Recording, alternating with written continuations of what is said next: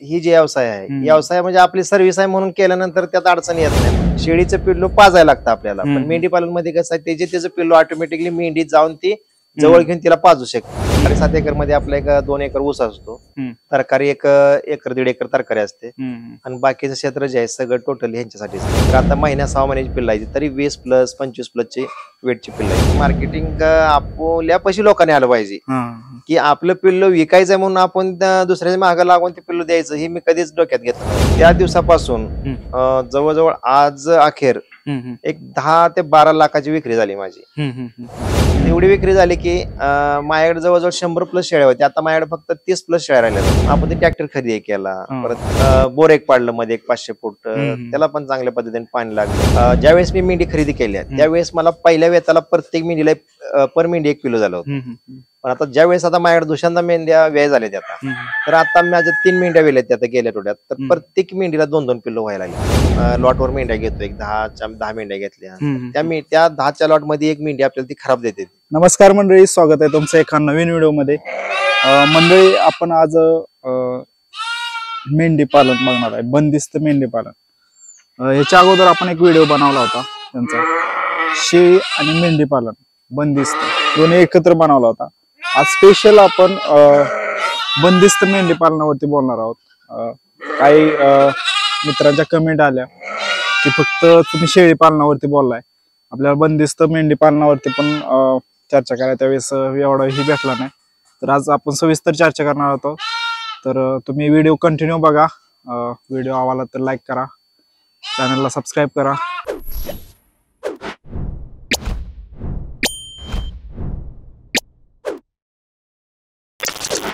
नमस्कार. नमस्कार. आपण ह्याच्या आधी एक पहिला व्हिडिओ घेतला होता, काय वाटतंय, म्हणजे कसा रिस्पॉन्स भेटला? काय रिस्पॉन्स म्हणजे असं झाला की जे कस्टमरांनी जे व्हिडिओ पाहिला आपला, की त्यांनी व्हिडिओ असं म्हणजे पहिल्यापासून जे शेवटपर्यंत व्हिडिओ बघितला त्यांनी, आणि प्रत्येकाने फोन वगैरे केले की आपल्याला की बाबा व्हिडिओ मस्त आहे, चांगला आहे, आणि असं आजपर्यंत व्हिडिओ बघितले आम्ही, पण असा व्हिडिओ झाला नाही. जे खोलात बारक्यातल्या बारक्या गोष्टी जे सांगितल्या ही आजपर्यंत आम्हाला कोणी सांगितलं नव्हते. अशा लोकांच्या कमेंट वगैरे आल्या की खरंच म्हणजे तुम्ही केलंय ती अति चांगल्या पद्धतीने केलंय, आणि चांगले तुमचे जे पिल्लं वगैरे आहे ती चांगली आहे, ती शेळ्या चांगल्या आहेत त्या, म्हणजे कुठल्याही व्यक्तीने की आपल्याला म्हटलं नाही किंवा तुम्ही असं आहे किंवा काय, म्हणजे चांगले सगळ्या कमेंट आल्या ते. त्यामुळे आता पहिला आपण जो व्हिडिओ घेतला होता त्याच्यामध्ये दोन्हीचं कुठंतरी हे करून बोललो होतो, पण त्या व्हिडिओमध्ये अशा कमेंट आल्या की फक्त तुम्ही शेळीवरतीच बोलताय, जास्त आपल्याला मेंढीविषयी त्यांना माहिती पाहिजे थोडीशी, त्यासाठी आपण एक आता स्पेशल व्हिडिओ मेंढीवरती घेतोय. तर आता मला सांगा, ह्या मेंढी पालनासाठी तुम्ही हे जे शेड बनवलंय ते कशा टाइप मध्ये बनवलंय, काय विषय, म्हणजे कसं केलंय? आता हे शेड पहिलं गायींचं होतं. हे माझ्या 10 गाय होत्या पहिल्या, 28x23 शेड होते. तर परत मी काय केलं, ती गावाने खोल होत्या, ती गावाने परत त्यात मोरम वगैरे भरून ती गावाने परत यू आकारच्या केल्या, आणि त्याला परत स्टँड करून मेंढीचं तोंड जायापुरतं बनवून ते परत खुराकासाठी किंवा वैरण टाकायसाठी ती गावाने केल्या तयार. आणि नंतर परत जसं आपला प्रोजेक्ट वाढत जाईल असं परत मग आता हे शेड वाढवलं, परत बाहेर मोकळा पेस केला की जेणेकरून शेळी मेंढीला वैरण खाल्ल्यानंतर तिला बसायचं असेल तर ती बाहेर येऊन बसते, किंवा एखाद्याला उन्हात जाऊन बसायचं तर उन्हात जाऊन बसते. आणि पाण्याची सिस्टीम आपण अशा गावानीतूनच केलेलं आहे, बॅलरच्या गावाने बनवून त्यात पाणी ठेवायचं केलं. आता किती बाय किती शेड तुम्ही वाढवलंय? आता पहिलं 28-30 होतं, परत हे 40-28 केलंय पुढे परत, आणि मोकळा पेच एक आता एक 5-6 गुंठ्याचा आहे. किती मेंढ्या एकंदरीत एवढ्यामध्ये? आता हा या शेड मध्ये 50 मेंढ्या इझिली राहू शकतात. आता तुमच्याकडे किती आहे त्या? आता 50च आहेत आपल्याला. आता 50 आहे त्या कुठल्या जातीच्या? आता ही माळगाव क्रॉस म्हणून येते. याच्यामध्ये अजून कुठली व्हरायटी का? ह्यात ओरिजिनल माळगाव पण येते, पण आपण अजून त्याच्यावर काम केलं नाही, कारण आपण आता सुरुवात केली की आज उद्या धुलवडीच्या पर्यंत आपलं 1 वर्ष होते पूर्ण. पण एका वर्षात अनुभव आपल्याला म्हणजे असा आला की शेळ्यापेक्षा मेंढी चांगल्या पद्धतीने उत्पन्न देणारी आहे हे समजलं आम्हाला. त्यामुळे आपण नवीन असल्यामुळं की माडगाळ ओरिजिनल माडगाळमध्ये जायचं ही विषय नव्हता. आता आपल्याला काय अवघड वाटत नाही बाबा ह्यात आपण ओरिजिनल माडगाळ असल्या तरी सुद्धा संभवू शकतोय. की काय लोक म्हणायचे की मेंढी ही चरायला गेली तरच राहू शकते व्यवस्थित, बंदिस्त मेंढी राहू शकत नाही. मग पण आता आपल्याला 1 वर्षात रिझल्ट आला की चरायला जाणाऱ्या मेंढ्यापेक्षा बंदिस्त मेंढी तयार आणि तंदुरुस्त राहते हे आपल्याला त्यातनं जाणवलं. आता हे तुम्ही कशा प्रकारे वाढवताय का बॅचेस कशा प्रकारे आता हे वाढवायचं म्हणजे कसं की आता ह्यांच्या झालेल्या चांगल्या माद्या आहेत त्या म्हणजे लावरी ठेवायच्या. लावरीपासून परत मेंढी तयार 1 वर्षात मेंढी तयार होती. आणि जरी बाय चान्स आपल्याला एखादी मेंढ्या म्हणजे शेतकऱ्याच्या मेंढ्या आपल्याला बाबा काही द्या कोणाच्या म्हटली तर त्यातल्या चांगल्या निवडक मेंढ्या बघून ते आपल्या शेडमध्ये आणून बंदिस्त कशा होतील हे आपण बघायचं परत. आता तुम्ही घेताय पण बाहेरनं? हो, बाहेर म्हणजे सुरुवातीला आपल्याला जे आता शेड आपल्याला मोठं करायचं आहे तर आपण असं जर थांबलो की आपल्या मेंढ्यावरच त्यांच्या मागे ठेवून मोठं करायचं म्हटलं तर त्याला वेळ लागणार आहे. आता की आपल्याला कळलं की आपण ह्यात सेटल झालोय. आता फक्त एवढंच की घेताना मेंढी जातीवंत चांगल्या जातीची आणि नवी एक बाबा एक तिचे 2 वेत झालेली 3 वेत झालेली अशी मेंढी बघून खरेदी केली तर काय अडचण येत नाही. फक्त तिला आपल्या ह्या कळपात आल्यानंतर तिला कळते की बाबा ही खायची जागा हित आहे त्यामुळे ती पण तिथे जाऊन खाते. त्यामुळे तिला बंदिस्त व्हायला काय उशीर लागत नाही. फक्त मला पहिल्यांदा 10 मेंढ्या ज्या वेळेस आणल्या त्यावेळेस त्यासनी फिरायची सवय होती. ती आणल्यानंतर ते सारखे असं गावानीत खायला टाकलं तर गावानीत खायला जायचं नाही. त्या मग अशाच उगाच बघायच्या इकडे तिकडे बघायच्या कधी आपल्याला बाबा आपला मालक सोडतोय बाहेर. मग तरी आम्ही काय करायचो एक टाइम सोडायचो म्हणजे 1 तास 1.5 तास आम्ही संध्याकाळच्या 4-5च्या दरम्यान आपले सोडायचो असं राहणार नाही. अशी एक टाइम सोडत त्यांचं 2 महिना असं करत करत ते पूर्ण परत बंदिस्त करत आणलं आम्ही. त्याच्यानी कळालं की बाबा हिथं आपल्याला खायचं आहे. सवय लागत गेली. आणि एकदा त्यांचं पोट भरल्यानंतर मेंढी परत शांत बसायला लागली, ओरडत नव्हती काय नव्हती. पहिल्यांदा आम्हाला 1-2 महिने तिने त्रास दिला की बाबा असं म्हणजे गावाने खायला ही सवय नव्हती त्याची. पण परत जसं सवय लागत गेली तशी त्यांचं एकदा पोट भरायला लागलं का परत ते ऑटोमॅटिकली कव्हर होत गेलं सगळं. आता तुम्ही बाहेरनं घेताय तर एक नग आता कसा घेताय आणि कितीपर्यंत जातोय? नाही त्या मेंढीच्या क्वालिटीवर राहते. जे आपण आता मेंढी घ्यायची म्हटलं तर आता आपण साधी आपली फिरस्ती मेंढी घ्यायची म्हटलं तर ती मेंढीची प्राइस 10,000 पासून 12,000 पर्यंत होती किंवा 15,000 पर्यंत होती. आपण जर चांगली माडगाळ कुराची मेंढी घ्यायची म्हटलं तर त्या मेंढीची किंमत 25, 30, 35, 40,000 पर्यंत पण जाते. जर चांगल्या माडगाळची मेंढी घ्यायची म्हणलं तर ती 50,000च्या पुढे जाते. आणि आता तुम्ही ह्याची विक्री करायची म्हणलं तर कशा प्रकारे करताय? आपल्या शेडून कसं आहे आपण कधी म्हणजे आजपर्यंत शेळी पालन पण मी 2006 पासून केलं पण त्यातलं एकही पिल्लू बाजारात नेऊन विकलं नाही. आणि आता ही 1 वर्ष झालं अजून सुद्धा मी काही एक पिल्लू ही बाजारात नेऊन विकलं नाही. मेंढीचं पण आज जागेवर 450 रुपये किलोने कटिंगला पण जाते आणि पाळीला पण जाते. आणि सगळ्यात महत्वाचं म्हणजे शेळी पालन तुम्ही यशस्वीरित्या पार पाडताय आजपर्यंत. बरेच असे काही शेतकरी आहेत की त्यांचं शेळी पालन चालत नाही.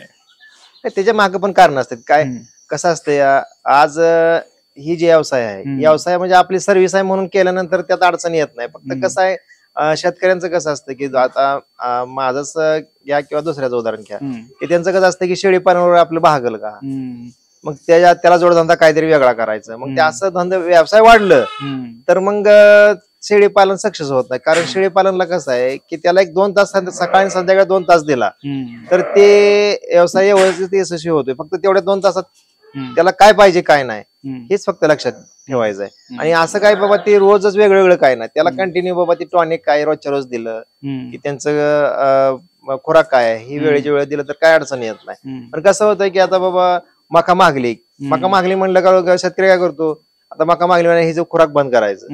खुराक बंद करायचं म्हणलं का शेळी खराब होती. शेळी एकदा खराब झालेली परत ती कव्हर व्हायला तिला जवळजवळ 4 महिने जातात. मग 4 महिन्यात जर आपण ती शेळी कव्हर होणार तर मग ती म्हणतोय ती सुधारत नाही विकून टाकूया. मग ह्याच्यामध्ये बरेच शेतकरी लॉस मध्ये जाऊन त्यांनी व्यवसाय बंद केले. पण तसं न करता जर मका वाढली दर वाढला तर तुम्ही जिथं 200 ग्रॅम ठेवताय तिथं 100 ग्रॅम ठेवा पण ते खुराक बंद करू नका.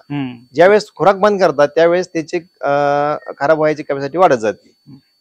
आता मेंढ्यांना खायला काय काय? आता मेंढ्यासनी आम्ही सकाळी उठल्यानंतर मेंढ्या सगळ्या आम्ही बाहेर असा मोकळ्या पेस मध्ये सोडतो. मोकळ्या पेस मध्ये गेल्यानंतर त्यांची पिल्लं सोडले का ऑटोमॅटिकली त्यांची प्रत्येक त्याच्या मेंढीला ती पिल्लं जाऊन पितं की आणि महत्वाचा मुद्दा कसा आहे, शेळी पालन मध्ये कसं आहे, शेळीचं पिल्लू पाजायला लागतं आपल्याला, पण मेंढी पालन मध्ये कसं आहे, त्याचं पिल्लू ऑटोमॅटिकली मेंढी जाऊन ती जवळ घेऊन तिला पाजू शकते.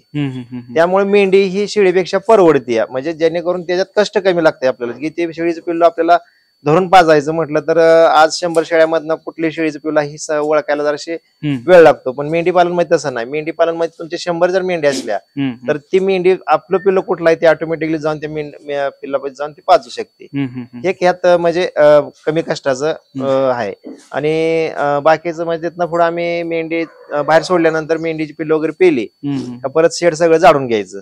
झाडून घेतल्यानंतर परत तिला खुराक मध्ये बारामती अॅग्रोची शेळी मेंढी पेंट, परत खपरी पेंट थोडी आणि मका असं तिन्हीच मिक्स करून आम्ही तेच सकाळ सकाळचा त्याच खुराकामध्ये देतो. खुराक झाल्यानंतर ते बाहेर पाणी ठेवलेलं असतं, जाऊन ज्याला पाणी प्यायचं ती जाऊन पाणी प्यायते. पाणी प्यायच्यानंतर आम्ही परत त्याला वाळला चारा देतो. तोरीचं बुसकाट म्हणा, कडबा कुटे म्हणा, असं सकाळ सकाळचा वाळला चारा देतो. वाळला चारा खाल्ला का परत अजून पोट भरून पाणी प्यायचे. पाणी प्यायल्यानंतर परत आम्ही 11, 11:30, 12 दरम्यान आम्ही त्यासनी वाला चारा, मका, केरळीची मका म्हणा, कडवळ म्हणा, अशा प्रकारे देतो. आता ह्याला जे चारा लागतोय तुमच्या घरचाच आहे का म्हणजे बाहेरनं तुम्ही घेता? हा, घरचाच. आता आपल्या शेतातलाच केळ्याची मका म्हणा, कडवळ हे आपल्या शेतामध्येच. फक्त आम्ही जे सुका चाऱ्यामध्ये जी तुरीचं बुसकाट घेतो ते फक्त आम्ही बाहेरनं गुलबर्ग्यावरून मागवतो ते. आणि किती एकर क्षेत्रामध्ये तुम्ही चारा केलाय ह्यांच्यासाठी? आता टोटल आपलं क्षेत्र आहे 7.5 एकर. 7.5 एकर. 7.5 एकर मध्ये आपला 2 एकर ऊस असतो, तरकारी 1 एकर 1.5 एकर तरकारी असते, आणि बाकीचं क्षेत्र जे आहे सगळं टोटल ह्यांच्यासाठीच आहे. मग पुरतो का तेवढा चारा? हो. आणि तुम्ही जे सुक्का चारा बाहेरनं घेताय ते कशा प्रकारे म्हणजे हे करणार? सुका चारा म्हणजे बाहेरून जे आपण तुरीचं बुसकाट घेतो, तुरीचं म्हणा, हरभऱ्याचं, आम म्हणा, हे ते काय पॅकिंग मध्ये येत. ते हरभऱ्याचं बुसकाट पॅकिंग मध्ये येतं आणि तुरीचं बुसकाट पण पॅकिंग मध्ये येतं. मोठ्या गाड्या येते त्या, एक 6 चाकी, त्या गाडीमध्ये 5.5 ते 6 टन लोड येतो. मग ते आपण स्वतः सगळी पूर्ण गाडी खाली करतो. आणि ती गाडी खाली केल्यानंतर पहिल्या वर्षी काय आपण स्वतःच घेतलं होतं, पण परत आपले जे जवळचे मित्रमंडळी आहेत की ज्यांनी शेळीपालन केलंय, कुणाच्या 2 शेळ्या, कुणाच्या 4, कुणाच्या 10 अशा शेळ्या आहेत, ते म्हणाले आम्हाला पण परत बुसकाट द्या. मग तसं परत प्रत्येक वर्षी एक पहिल्या वर्षी मी 1 गाडी मागवली, परत दुसऱ्या वर्षी 2 गाड्या, असं करत मी आता जवळजवळ 10 ते 12 गाड्या मागवून त्याची विक्री पण करू शकतोय. आणि आपल्याला स्टॉकला पण माल विकायला असतो. मग ज्या कस्टमरला ज्या पाहिजे त्यासने आपण ती अवेलेबल करून देतोच. आता ह्या मेंढ्यांची तुम्ही काळजी कशा प्रकारे घेताय? म्हणजे शक्यतो कसं आहे, आजारी पडण्याचं प्रमाण मेंढ्यांमध्ये जास्त असते. बरोबर आहे की. आता त्याचं कसं आहे, आजारी पडण्याचं प्रमाण तुम्ही म्हणता बरोबर आहे, पण त्यांचे जे लसीकरण आहेत ते जर वेळेवर झाल्यानंतर आजारी पडायचं प्रमाण अतिशय, म्हणजे आता मी 1 वर्षात मी असं अनुभवलंय की माझ्या मेंढीला शेंबड सुद्धा कधी बघितलं नाही मी. ठसकायचं बाजूला, खोकला बाजूलाच ठेवा, पण शेंबड सुद्धा कधी आलं नाही. डिवॉर्मिंग केल्यानंतर त्यासने परत प्रोटॉन देणं, त्यानंतर त्यांचे PPR ची लस किंवा आता चालवला ET आणि TT देणं, हे जे गोष्टी आहेत त्या हे केल्यानंतर आजारीचं प्रमाण हे आपल्या शेडमध्ये येतच नाही. त्यामुळं आणि त्यात महत्वाचा मुद्दा कसा आहे की आज आपल्या फिरस्तीची मेंढ्या असते, त्या मेंढ्यांचं कसं आहे, बाहेर गेल्यानंतर त्यासनी कुठेही पाणी प्यायची सवय असते. मग तिथं डबरा असलं, तापलेलं पाणी असलं किंवा खराब पाणी असेल की जास्त दिवस साठलेलं, त्यात जंतू वगैरे असतील किंवा कीटक वगैरे बसत असतील, अशा पाणी पिल्यानंतर त्या मेंढीला मावा येणं, परत त्यासनी शेंबड सर्दी होणं किंवा खोकला लागणं, मग हे म्हणजे तिचा आज प्रत्येक फिरस्ते मेंढीला ते होतच. पण आपली मेंढी बाहेर जात नसल्यामुळे तिला, आणि पाणी रोजचं एकच पाणी असतंय, ती पण पाणी आपण कसं आहे, बोरचं पाणी असल्यामुळं, शुद्ध पाणी असल्यामुळे त्या पाण्यात त्या मेंढीला कधीच पाणीचा बदल न झाल्यामुळे सर्दी पडचं वगैरे काहीच होत नाही. पाण्यामध्ये अजून तुम्ही काय दुसरं? पाण्यामध्ये मिनरल मच्छर वगैरे टाकतो आम्ही, परत गुळ असं बदलून बदलून गुळाचं पाणी, परत मिनरल मच्छरचं पाणी असतंय, परत त्यातून थंडीच्या दिवसात मक्याचा भरडा वगैरे टाकणं, म्हणजे त्यामुळं पाणी जास्त पिण्याचे वाढतं, पाणी पिते जास्त मेंढी. परत अधून मधून मीठ द्यायचं. मीठ कमी झालं तरी सुद्धा मेंढी माती खाणं किंवा असं शेणकूट वगैरे खाते ती. मग परत आपण जे चाटण मीठ असते ते चाटण मीठ बांधणं. परत अशा बऱ्याच गोष्टी असतात. परत आपल्याकडे ते पांढरं मीठ म्हणून असतं, त्याचा 2, 2.5, 3 किलोचा खडा असतो, ते शेडमध्ये बांधणं. ही महत्वाच्या गोष्टी आहेत. ती केल्यानंतर बंदिस्त मध्ये काहीच प्रॉब्लेम येऊ शकत नाही. ते मिठाचा खडा बांधणं म्हणताय तुम्ही, ते त्याच्यापासून काय हे होतं? ते मिठाचा खडा म्हणजे कसं आहे, आज आपल्या शरीरात आपण जेवढं पाहिजे तेवढं मीठ असेल तर आपलं शरीर व्यवस्थित राहतं. तसं पाण्यामध्ये पण तसंच आहे की त्या मिठाचं प्रमाण कमी झालं तर ते मग माती खाणं किंवा असं शेणकूट वगैरे असलं तर ते त्याच्याने ते खावासं वाटतं. पण ज्यावेळेस तीच कमतरता आपल्या शरीरामध्ये भरपूर असेल तर ती करू शकत नाहीत ते. त्यामुळं कॅल्शियमची वीट म्हणा, परत तुम्हाला मिठाची वीट वगैरे असं ते शेडमध्ये पाहिजेच. आता पिल्ल किती येते मेंढ्यांची? आता मेंढीची पिल्ल माझ्याकडे 25 ते 30 पिल्ल आहेत आता. आता म्हणजे किती दिवसाला हे पिल्ल एक हे होते ते? आता माझ्याच दृष्टिकोनातून आता मी 2.5 ते 3 महिन्यात पिल्लाचं वेट 40+ होते. आता लोक बरेच म्हणतात की एवढं शक्य नाही, पण मी ही करून धावलंय. आणि आता सुद्धा तुम्ही माझ्याकडे आता पिल्ल आहेत, तुम्ही पिल्ल बघितली तर आता महिन्या 6 महिन्याची पिल्ल आहेत, तरी 20+, 25+ ची वेटची पिल्ल आहेत.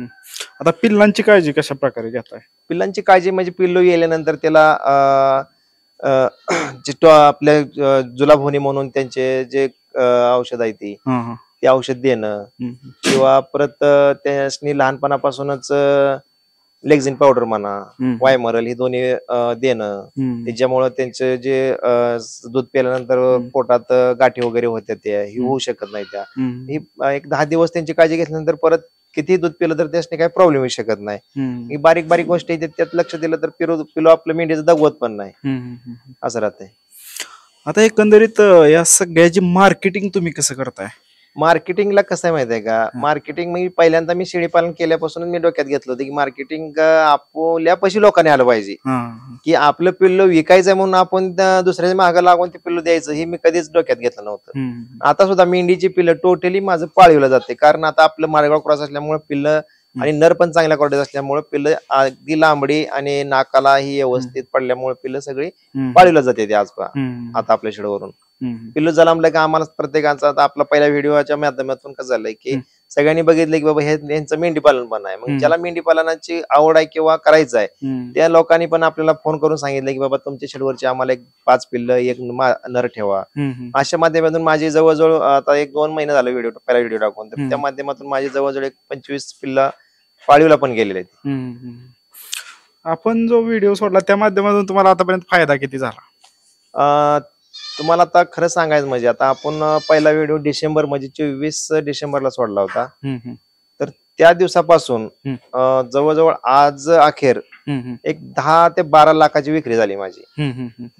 म्हणजे ज्यासनी माहित नव्हतं, कोपऱ्या कानाकोपऱ्यात आपला व्हिडिओ गेलेला आहे की तिथून लोकांनी आपल्याला फोन करून की आपल्या शेडची पाहणी करून शेडला भेट देऊन ते आपल्या शेडला भेट द्यायला आल्यानंतर आपले प्राणी बघून त्यासनी एवढं असं बरं वाटलं की ते म्हणायचे आम्हाला, आम्ही बऱ्याच शेडवर मोठ्या मोठ्या शेडवर गेलो पण तुमच्या प्राण्याच्या तोंडावरती चमक आहे, तेजगी आहे, ही आम्हाला बाहेरच्या प्राण्यावर दिसली नाही.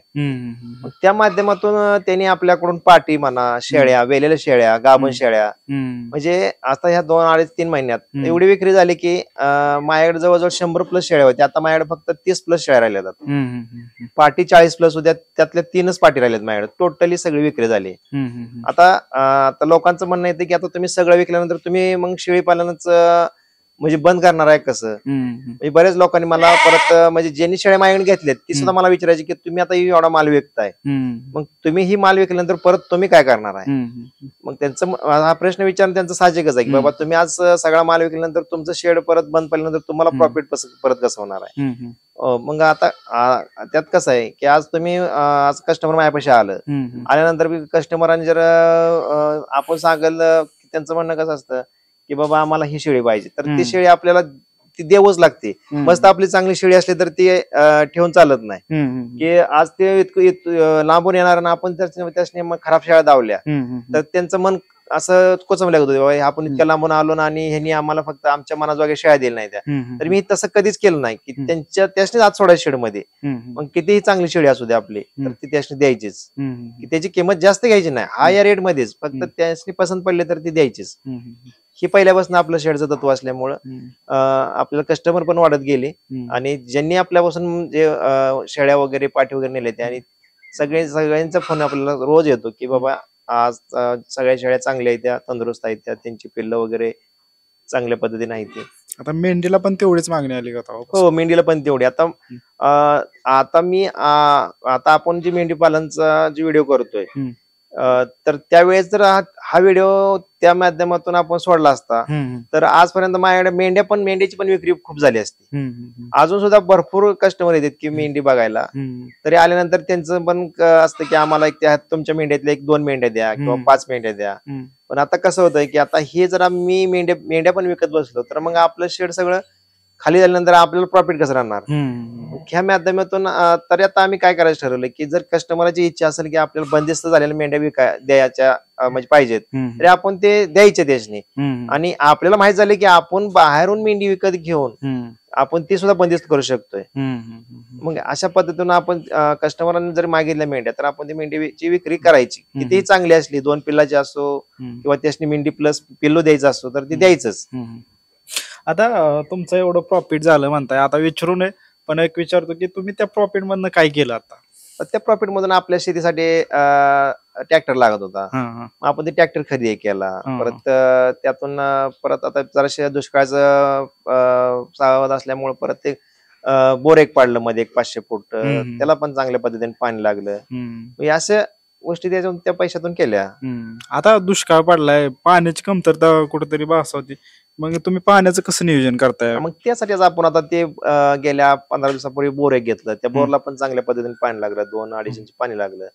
परत पहिले एक बोर आहे ते पण चांगल्या पद्धतीने चालतंय. म्हणजे पाणी अजून आपल्याला चांगलं आहे, पुढचं काय आपण सांगू शकत नाही, पण आता चालू घडीला तर आपलं आता 1-2-3 एकर चांगल्या पद्धतीने बागायत आहे. आता इथनं पुढं मेंढीवरती कशा प्रकारे काम करणार आहे तुम्ही? आता इथून पुढे जे मेंढीवर काम करायचं आहे की पुढच्या वर्षीपर्यंत आपल्याला की ह्या मेंढ्या आता 50 आहेत, त्या पुढच्या वर्षी आपल्यापाशी 100 मेंढ्या कशा होतील ह्या पद्धतीने आपण काम करायचं आहे. आता मेंढीमध्ये कसं माहिती आहे का, आता हे 6 महिन्याला वेत असते मेंढीची आणि त्याचं चक्र सारखं चालू असतं की सगळे संघ येत नाही. त्या 8 दिवसाच्या फरकाने 2 वेल्या, परत दुसऱ्या 8 दिवसा फरकाने 3 येते त्या. त्यामुळे हे चक्र सारखं चालू असतं. मला प्रत्येक महिन्याला 5 पिल्लं विकायला येतात. 5 पिल्लं मी 14, 14.5, 15, 15.5 हजाराच्या आसपास विकतो मी. ह्या महिन्याचं प्रॉफिट आपलं 5 पिल्लाचं जेवढं होतंय आज 15 75 म्हणजे 75 किंवा 80 हजाराच्या आसपास माझं महिन्याचं प्रॉफिट राहते. पण ही प्रत्येक महिन्याला तेवढी विक्री होतीच फिक्स मध्ये. फिक्स चक्र सारखं चालू राहते. एकदम बाबा 20 पिल्ला आले त्यांनी विकाय न्यायचं असं नाही. याचं का आपण बंदिस्त केल्यामुळे कसं होतंय की आता चक्र चालू झालंय की प्रत्येक महिन्याला आपल्याला 5 पिल्ल्याची विक्री कंटिन्यू होते, आपल्याला माहिती झाल्या. साधारण एक मेंढी वेत किती, म्हणजे कशा प्रकारे किती देते? म्हणजे असं एक मेंढी एक वर्षाला 2 वेत देते. आणि ह्या वेतून आपल्याला एक जाणवलं बरं का सर, ज्यावेळेस मी मेंढी खरेदी केल्या त्यावेळेस मला पहिल्या वेताला प्रत्येक मेंढीला पर मेंढी 1 किलो झालं होतं.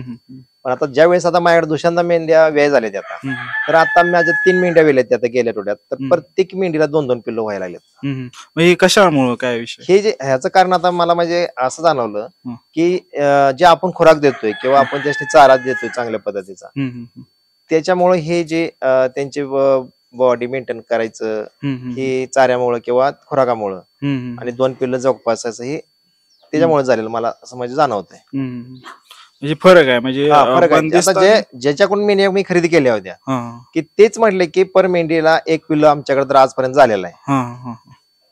पण मला त्या मेंढ्या मला आता कंटिन्यू 2 पिल्लं देते की आता माझ्याकडे आता 3 मेंढ्या वेल्या ते, त्याच्या आधी पण 2 वेल्या ते, तरी माझ्याकडे 5 मेंढ्याला आता 2-2 पिल्लं झाले ते. आता तुम्ही मेंढ्या घेता त्यावेळेस काय बघून घेताय, म्हणजे असं कसं कसं त्याची पार्क केली पाहिजे मेंढीची? त्याची मेंढी घेताना त्याचे म्हणजे त्याचं शरीर कसं आहे, हा. त्याचे पायाची मेट वगैरे हा. त्यापासून आपल्याला पिल्लू पडणार कसं पडणार आहे, हम्म. म्हणजे अशा माहितीगार माणसाला आपण बाजारात जाताना किंवा घरी कोणाच्या घरी मेंढ्या विकायला निघले असते हम्म. तर तिथं जाऊन आपण चांगल्या चांगल्या मेंढ्या चॉईस करून ती घेतो. हम्म. नाकाला कशी आहे, हम्म. की बाबा हिचं कितवं वेध चाल असेल, हम्म. त्याच्या दातावरून वगैरे सगळं समजतं की बाबा ही हम्म. आपल्याकडे आल्यानंतर किती वेध देणार आहे अजून. हम्म. आणि असं पण होतं बरं का सर, आज ज्या वेळेस आपण लॉटवर मेंढ्या घेतो, एक 10 मेंढ्या घेतल्या, हम्म. त्या 10च्या लॉट मध्ये एक मेंढी आपल्याला ती खराब देते.